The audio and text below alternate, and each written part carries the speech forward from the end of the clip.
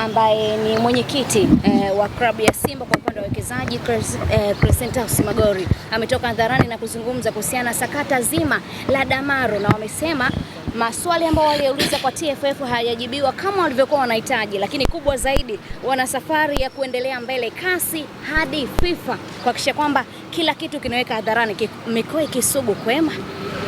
Kwema. Namshukuru Mwenyezi Mungu niko salama baada ya safari ndefu. Nilikuwa maeneo ya Mbinga, nafikiri mnajua. Namshukuru Mwenyezi Mungu nimerudi salama kule. Kama mnavyojua waandishi wa habari, kwanza nikupongezeni, mmeshirikiana na sisi katika hatua zote mwanzo wa safari mpaka tunarejea, ili kwenda kuhakikisha kwamba tunakwenda kufanya uzinduzi mashindano ya World Cup. Jambo lilikwenda vizuri, limekwenda salama. Namshukuru Mwenyezi Mungu nimerejea Dar es Salaam. Lakini niseme tu jambo moja kiwepesi. Crescentius Magori ni mwenyekiti wa bodi wa klabu ya Simba. Crescentius Magori aliwahi kuwa makamu wa rais wa chama cha mpira wa miguu Tanzania, kwa maana mbalimbali kwenye shirikisho la soka barani Afrika, kwa maana CAF. Crescentius Magori ameshawahi kuwa mjumbe wa shirikisho la mpira Afrika Mashariki na Kati, kwa maana CAF. Kwa hiyo unapokwenda kumzungumzia Crescentius Magori unakwenda kumzungumzia mtu wa boli. Anajua sheria, anajua kanuni, anajua taratibu za mpira. Na naamini unaposikia Crescentius Magori ameamua kuongea kwenye media, wale wenye vihoja mtoto jipangeni. Leo waandishi mmekuja kunifuata Kisugu. Ni mwanachama wa klabu ya Simba.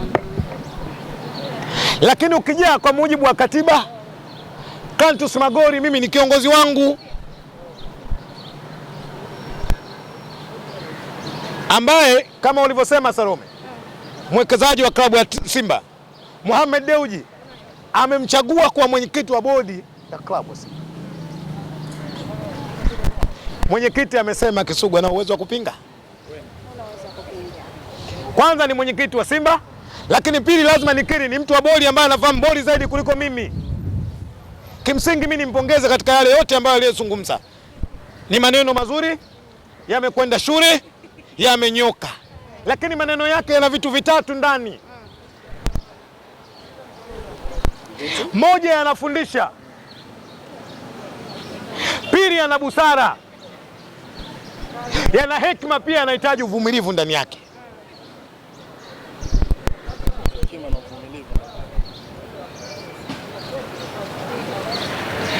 Leo hii wacha nigusie sehemu chache ambazo Crescentius Magori mwenyekiti wangu wa bodi amezipitia. Moja, jambo kubwa aliozungumza, jambo la Damaro. Hivi leo waandishi tuzungumze ukweli.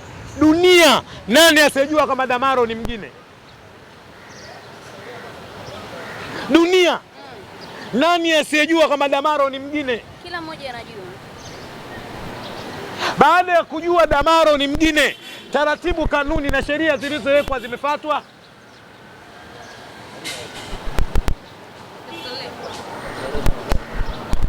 Na mimi ninachoelewa, mwenyekiti wa bodi wa klabu ya Simba hakuzungumza kwa maslahi ya Simba, amezungumza kwa maslahi mapana ya taifa hili. Kwa sababu tunachojua, tukiamua kuacha hizi kanuni zikahamuliwa kiolela, maana yake tutakuwa na ombwe kubwa la wachezaji ambazo si wazawa, lakini wakasajiliwa kama wazawa. Matokeo yake tukakosa ndugu zetu kupata ajira, kwa maana ya wachezaji kwenye Tanzania hii. Tunaamini mpira ni ajira. Tunaamini vijana wa Kitanzania wapate ajira. Watu wanakwenda kuziamua kiolela, maana yake tunakwenda kuzuia ajira kwa vijana wa taifa, hususan kwenye michezo. Mtuelewe waandishi wa habari. Upande wa pili walisema kwamba mnachokihitaji Kisugu Simba ni kupata pointi za bure za mizani. Yaani mnataka ubingwa ambao sio kuupata wenyewe. Ndio maana mnashadadia sana ile sakata la Damaro. Nimejibu hapa. Tunasimama kwa sababu ya maslahi mapana ya taifa. Kanuni zimewekwa kufuatwa, haziwekwa kanuni kuvunjwa. Salome na kuheshimu. Siwezi kukuuliza haya maswali, nitapeleka kwa watazamaji wenu. Sakata la Damaro wakati Simba wanapeleka shauri lao kwenye kamati ya hadhi na haki za wachezaji. Waandishi wa habari mlikuwepo siku ya kwanza. Kesi iliahirishwa kwa sababu ipi? Shauri liliahirishwa kwa sababu ipi? Swali, siku iliyotolewa hukumu wahusika walikuwepo? Hawakuwepo. Kwa nini? Msemaji alikuwa anashangilia, anasema kwamba hatujafika lakini tumechukua. Kwa nini? Salome, hizi hoja.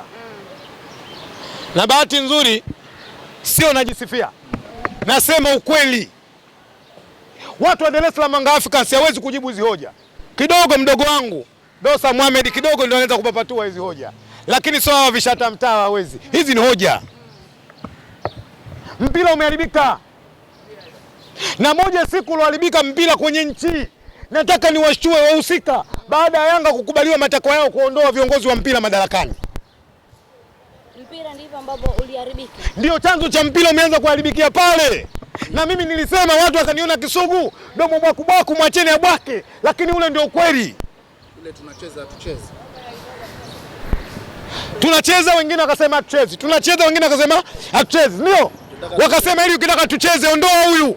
Kasongo akuondoka. Aliondoka.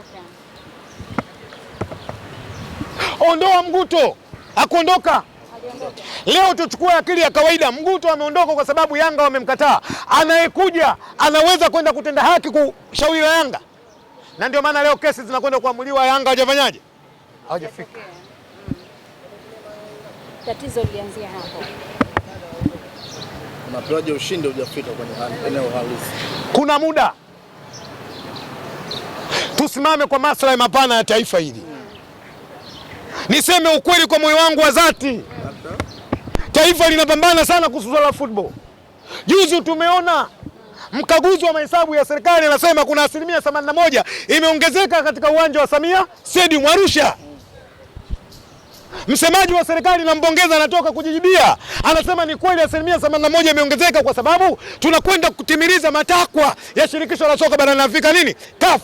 Hii kiwanja chetu kiko na kiwango ambacho CAF wanakifanyaje? Maana yake pesa za lipa kodi zinakwenda pale. Kama serikali inafanya juhudi ya kutengeneza football kwenye nchi, tunawatiaje watu wachache waharibu taswira ya mpira kwenye nchi hii?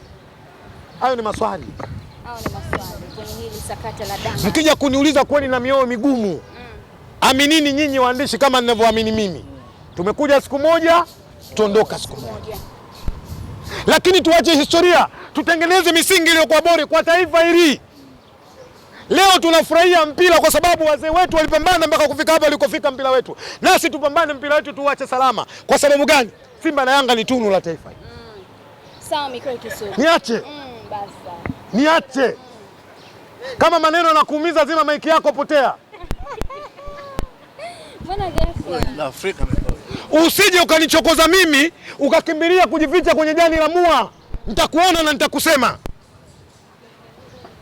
Nyinyi waandishi msifurahie haya. Taifa 2027 hili linakwenda katika mashindano ya AFCON. Lazima tutengeneze misingi iliyokuwa bora, lazima tutengeneze misingi iliyokuwa mizuri. Kila mmoja anatamani kula matunda mazuri katika taifa hili. Haiwezekani huyu aonekane anafaa, huyu aonekane hafai. It's not fair. Kesi inaamuliwa, mshtakiwa hayupo. Nimpongeze mwenyekiti wa bodi wa klabu ya Simba. Amesema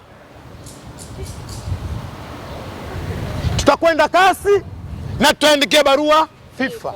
Na mimi nimwambie mwenyekiti kwa niaba ya mashabiki wa Simba, kama inatakiwa pesa wana Simba tuko tayari kuchanga. Kama inatakiwa pesa wana Simba tuko tayari kuchanga. Kuelekea kasi na FIFA. Juzi wakati niko Mbinga, wana Mbinga walinifuata, hususan wanachama wa klabu ya Simba na mashabiki. Wakanambia, Kisugu, hatujalizika na maamuzi ya Damaro. Kama uongozi unatarajia kwenda FIFA, wao watu wa Mbinga wako tayari kuichangia Simba juu ya hiyo kesi. Mimi nikafikiri labda jambo lile limeshikwa tuna watu wa Mbinga, nikatoka mbia nikaanguka Songea. Nilioyakuta Mbinga kwa wanachama wa Simba ndio yale ambayo yanakuta wapi? Songea. Kwa nini wanafanya hivi? Kwa sababu ya maumivu wanaumia kwenye nafsi zao. Sisi tunachokiamini, football ni moja ya chanzo kutengeneza amani kwenye nchi. Iweje leo anaamua ule sema huyu toa anatoka?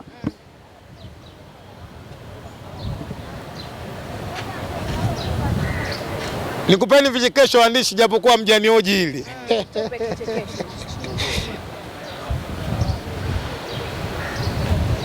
Waamuzi wakishindwa kutafsiri sheria 17 za mpira wa miguu wanafungiwa, wafungiwi? Wanafungiwa. Mnasikia wamefungiwa au msikii? Tunasikia. Kamati inatoa taarifa au haitoi? Inatoa. Sasa swali niwaulize, Alajiga alipigwa bani, taarifa mnayo? Bani gani tena? Hatuna taarifa. Ndani, lakini bodi ya ligi ilitoa kwenye mdomo. Guys, nampongeza sana mwenyekiti wa bodi kwa alichokizungumza. Yes. Mikael Kisugu, tuende kwenye hila hapa, tutoke hilo la Damaro. Kulikuwa kuna sakata la Elie Mpanzu. Watu wakaanza kuzungumza mengi kwamba Elie Mpanzu sio watu. Sio watu. Na nani sasa? Sema Nasibu Mkongwe akaanza kuzungumza kwa sababu anatumika. Kwani nyinyi mnataka kufanya siri? Kwani siri? Aliandika mtu wa kwanza kwamba Mpanzu kagoma, sio Nasibu? Kwani siri? Nami nimemwambia Nasibu, mimi sio mnafiki, nimempigia simu, muulizeni. Nimemwandikia Instagram. Mimi sio mnafiki, Nasibu ni mdogo wangu, namweza. Nikamwambia Nasibu, usifanye jambo kwa maslahi yako, angalia maslahi mapana ya Simba Sports. Simba ni taasisi, Nasibu ni mdogo, acha kutumika vibaya. Moja katika wanadamu wanategemea kufika ufalme wa Mungu ni mimi. Na ni moja ya sifa, ukitaka kufika ufalme wa Mungu uwe mkweli. Kwa nini nilimwambia Nasibu? Na limetolewa na mimi nilijenga hoja kwa Nasibu akashindwa kunijibu. Nikasema Nasibu, wakati tunaongea chemba message ninazo. Nikimwambia Nasibu, unasema Elie Mpanzu kagoma, Simba wanasema Elie Mpanzu anafanyaje? Anaumwa. Swali langu, aliyekwambia Elie Mpanzu kagoma nani? Moja, ulikaa naye au pili kuna mtu amekupa hiyo taarifa? Na tumesikia wewe tulia. Tutakofishana sasa hivi. Tukiwa katika maslahi, tukiwa katika jambo ambalo la uasilia, na tukiwa tunazungumza jambo kwa maslahi mapana ya Simba Sports, hususan kuna watu wanaikosea Simba, wanaamini Simba kama kisheti kilichokuwa ambacho mtu akiamua kununua na hela yake. Hii simuni, Simba ni taasisi, mjue. Sasa cha ajabu, baada ya Elie Mpanzu kuonekana kuna mtu kajana zake, anasema kuna mchezaji aje ruti apangwe. Ino Luemba. Yote ametolewa majibu. Na ndio maana nikasema mwenyekiti wa bodi ya klabu ya Simba amenifirisi. Nilipanga nijibu mimi. Kumbe kwa namna ambavyo mimi anavyoniumiza ndio namna ambavyo sekretari ya Simba anafanyaje? Inawaumiza. Hicho Kiingereza nisamee hivyo mimi mzalamo. Ngwale kumbe naye kasoma bwana, ananirekebisha. Mambo yako bali. Uzuri wa Watanzania wanajua kwamba Kisugu shule ya kwenda, anapapachia kwenye Kiingereza chake cha kindegeleko tutafika. Lakini kuna muda waandishi, ipeni heshima Simba. Simba ni kubwa, usiitwe uchochoroni kwa maslahi ya kwako, ukitaka kujaribu Simba aliyakuwa wewe unaishi na watu wa Simba kila siku.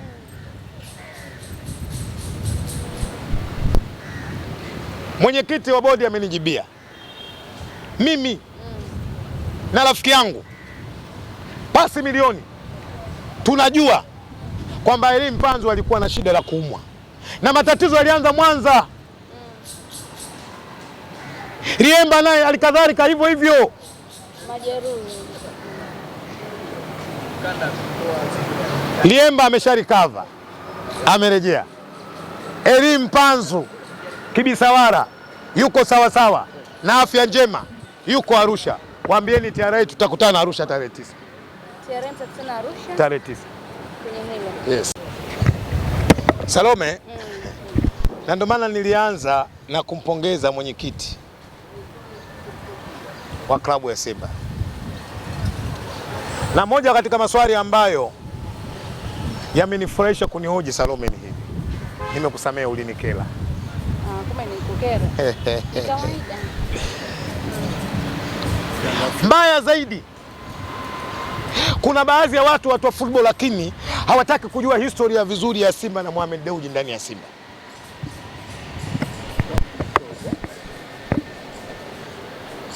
Siwezi kuzungumza maneno mengine makali kwa sababu ni ndugu zangu, lakini moja katika nguzo ya Simba Sports Mohamed Dewji. Alafu leo wameshindwa kutofautisha kati ya mwekezaji wa Simba Mohamed Dewji na mzabuni wa jezi Mheshimiwa Jerut.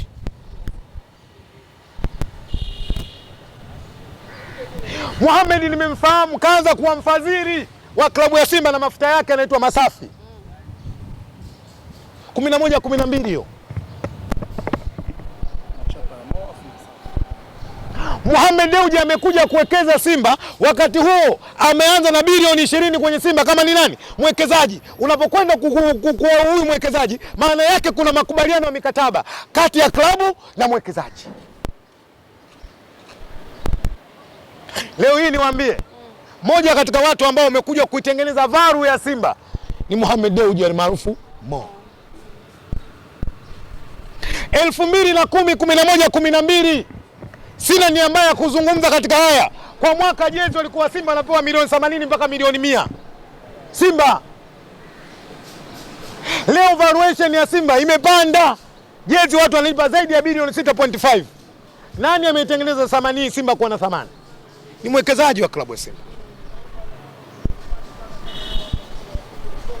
Kuna muda nasikiza interview za ndugu zangu hawa, natamani kuwajibu, lakini busara na hekima ninawatafutaga mmoja mmoja kuwapigia simu na kuwapa historia ya Simba. Mnyonge mnyongeni moja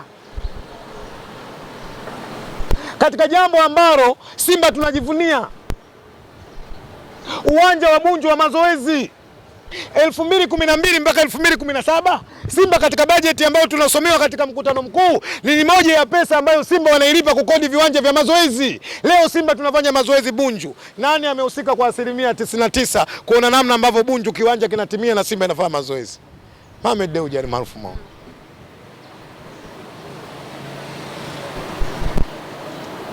Lakini ili mwanadamu atimie, Mungu anamuumba na viungo na kila kiungo kina umuhimu wake. Jerut pia na umuhimu wake katika klabu ya Simba. Wewe mbona unacheka?